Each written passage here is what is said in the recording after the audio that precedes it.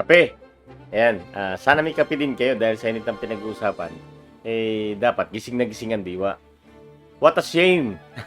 Crawford, Mayweather sa pagpili ng kalaban. Pero bago yan, huwag kalimutan mag-subscribe, like, share, at i-click nyo na rin yung notification bell para updated kayo lagi sa aking mga videos. Ayan, nabasa ko na nag-order ang WBO ng mandatory fight sa undefeated welterweight champion na si Terence Crawford na meron 37-0-0.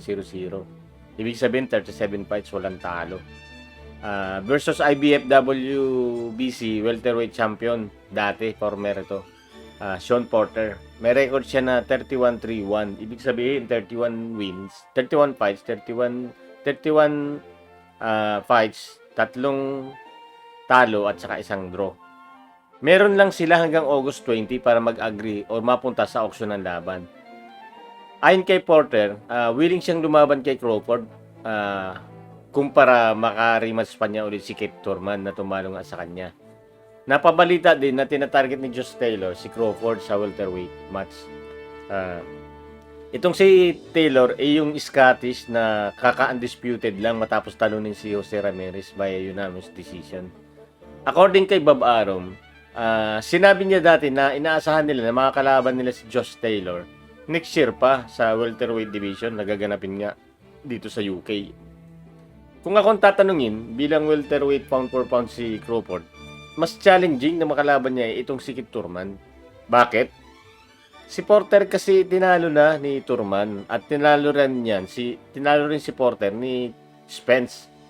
Kung talunin ni Crawford itong si Porter, baliwala. Kumbaga, hindi tataas yung record mo. Tinalo na kasi ni Keith Thurman at saka ni Spence yun eh. Kumbaga, mas maganda na mas challenging dapat yung piliin niya. Kung sakali naman na ang labanan ni Crawford itong si Josh Taylor, parehas lang. Kasi unang-una, hindi naman talaga welterweight si Josh Taylor eh. Kwan yun, 140 pounds. Super lightweight o kaya light welterweight. Tsaka nasa 18 pa lang ang laro ni Josh Taylor. So kung mag-a-adjust si Taylor papuntang welterweight para labanan si Crawford at matalo nga ni Crawford itong si Josh Taylor, ano ngayon? Kumbaga, ano napatunayan? No? Wala, di ba? Kung si Thurman ang matatalo nitong si Crawford, at least pwede niya sabihin kay Spence, oy, tinalo ko si Thurman. Ikaw, hindi mo pa nga nakakalaban si Thurman eh, di ba? So, mas maganda kung gano'n ang mangyayari na mas pataas yung competition, hindi yung parang playing safe. Nakakainis kasi sa mga magagaling, yung mga playing safe yung laro. Kaya ang napansin ko dito kay Crawford, parang style niya, Mayweather, na ang daming tinakasan na laro.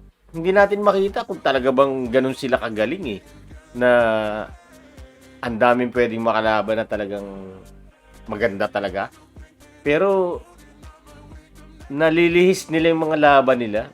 Yung style ni Mayweather nga, sino yung mga tinakasan ni Mayweather? Si Cotto, yung nung prime yung si Cotto, Margarito, Paul Williams, hindi niya nilabanan. Yun kasi yung medyo odd para kay Mayweather na labanan niya. Pwede kasi maging mukhang kontrapero siya dun eh, kasi mahaba. Si Margarito, malaki. Ang nilabanan kung di ako nagkakamali, ang nilabanan na mataas ang timbang nito si Mayweather itong si De La Hoya sa 154. Pero pwedeng maglaban si Mayweather dapat noon na sinasabi ng mga boxing fan na labanan niya si Margarito, either welterweight or middleweight. Pero hindi. Gumagawa siya ng mga dahilan. Kay Cotto, sa welterweight, dapat sila maglaban nung prime, pero hindi naglaban. Naglaban, pero wala na. So, puro delay nga, yung mga laban. Kay Pacquiao, delay din. 2009, dapat naglaban na sila. Pound for pound si Manny. Anong nangyari? Natuloy yung laban, 2015. 6 years. Nung na-knockout na si Pacquiao ni Marquez. Tapos ito kay Paul Williams, ganun din. Sinasabi na nasa welterweight pa dati si Paul Williams hanggang sa na-aksidente na nga lang sa motor. Hindi naglaban. 6'1 ang height nun. 148 pounds sa welterweight. Delikado siya dun. Kasi hindi niya pwedeng gamitin yung mga technique na ginagawa niya eh.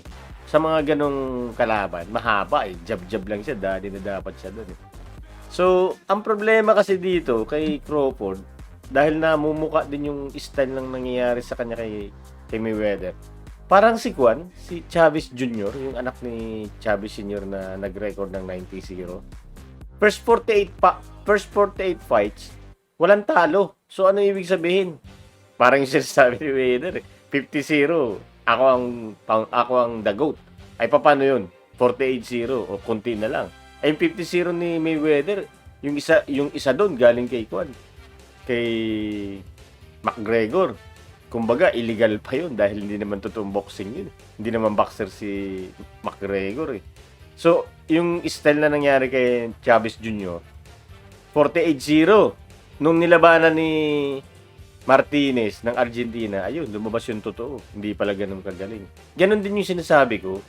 Although, ito naman sila Mayweather at saka Crawford, talaga naman magagaling. Ang sa akin lang, mas bigyan tayo ng mga laban na talagang nakaka-excite at talagang may potensyal na matalo siya. At pamili ka, Turman at saka Porter. Sino may potensyal na mas mataas yung percentage na matatalo si Crawford? Turman. Mas mahirap kalaban si Turman. Samantalang si Porter, tinalo ni Turman yan. Saka si Porter, tinalo ni Spence. Di ba? So, yun. Maraming beses kasi na tignan niyo yung last 5 fights ni Last 5 fights nitong si Crawford. Tignan niyo. Kell Brook. Matagal lang tapos yung career ni Kell Brook. Kumbaga si Kell Brook nung nilabanan niya si Golovkin, Triple G. Ninockout ni yan sa 150 sa 154 kasi siya pumunta eh. Teritoryo ni yun eh, ni Golovkin. Lumaban siya doon, umangat siya ng timbang. Eh, hindi naman ganun kadaling tumaas ng timbang. Anong nangyari sa kanya? Ginulpi siya ni Golovkin. Na-damage yung mata niya. Magmula nung nangyari yun, wala na si Kell Brook ng UK. So, nilabanan ni Crawford, tinalo. Ano ibig sabihin? Walang ikakaangat sa karir mo yun. Si Egidijus Kabalyuskas, isang Lithuanian, hindi pa ito naging world champion. Puro regional pa lang. Nilabanan niya. Hindi nga natin kilala. Hindi nga natin ma-pronounce yung pangalan. Nilabanan niya yan. Nanalo. Ano ngayon? Parang ganun. Si Jose Benavides. Wala pa namang world title yan. Si Crawford, pound for pound ng welterweight yan. Jeff Horn. Anong meron kay Jeff Horn? Eh di ba, kung tutusin, nagkaroon lang ng dayaan yan. Kaya naging champion na agaw yung belt ni Pacquiao. Jeff Horn, lalabanan mo. Di ba? So, yun ang problema na last 5 fights, kung makikita natin, parang nilalaro lang tayo eh. Although, kung iisipin mo naman, dahil hawak siya ni Bob Arum, may pagka-business side din kasi yan. Para si Mayweather, business side. Kumbaga, huwag kang basta-bastang kumuha ng laban, maging maingat ka rin kasi baka mamaya madisgrasya yung tao mo, yung inahandle mo, kung ikaw si Bob Arum. Siyempre, yung investment, nag-i-invest kasi sila dyan eh. So, kung basta-basta mo lang ilalaban yan at napalaban yan sa tinatawag nating kontrapelo, parang si Pacquiao. Si Pacquiao kasi, kung titingin, kontrapelo siya kay Marquez. Si Marquez, tinalo ni etong si Timothy Bradley. Si Timothy Bradley, tinalo ni Pacquiao ng 2 beses. Ibig sabihin, pag ang kalaban ni Pacquiao ay hindi si Marquez, ang gandang panoorin, kumbaga lutang na lutang yung pagkagaling niya. Pero pag si Marquez yung kalaban niya, yun yung tinatawag na kontrapelo, na hirap siya, ang hirap i-decode ni Marquez pag si Marquez ang kalaban ni Pacquiao. Yan yung tinatawag na kontrapelo. Kaya itong sila Rigundo, Triple G, Paul Williams, at saka itong si Margarito, ang hirap labanan yan. Kung ikaw yung promoter, kagaya ni Bob Arum, hindi mo basta-basta ilalaban kasi nga, kontrapelo, kunyari, ito si Paul Williams, welterweight, 6'1 ang height. Ilalaban mo ba ng basta-basta yung inaalagaan mo? Yung investment mo? Di ba hindi mo ilalaban ng basta-basta? Ganon din naman kay Rigundo. Kaya ang unti ng laban ni Rigundo, tapos medyo boring pa. Kasi galing kasi sa amateur. Ang amateurista naman kasi, hindi naman talaga mga knockout fighter yan eh. Kumbaga, puntos yan eh. Puntos kasi sa amateur. So, ang hirap labanan. Napaka mukhang palos nito si Rigundo. Hindi mo siya basta-basta malalabanan kasi ang hirap niyang talunin. I-scorean ka. Kaya boring siyang panoorin. Ito namang si Triple G, hindi siya boring. Pero napakalakas. Alam niyo ba kung gaano katagal iniwasan niya ni Canelo Alvarez? Ngayon, nung matanda na siya, lagpas ng 35, mga 38 na siguro, 40 na to si Triple G. Sa kanya lang nilabanan, pero nung una, ang tagal lang hinahamon niya, nagtatatakbo yan.